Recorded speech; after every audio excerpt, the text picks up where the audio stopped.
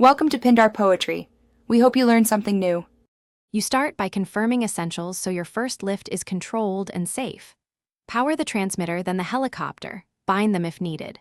Once linked, throttle slowly to hover at ankle height so you feel responsiveness. This is the safest place to learn trim and controls. Make small stick inputs and observe rotor response. You want smooth, proportional reactions. If the model pulls left or right, trim that axis now so the craft hovers stable before increasing altitude.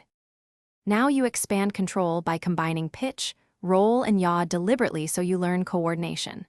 Start by holding a steady hover, then add a slow forward push for 1 to 2 seconds and return to center. Repeat with each direction.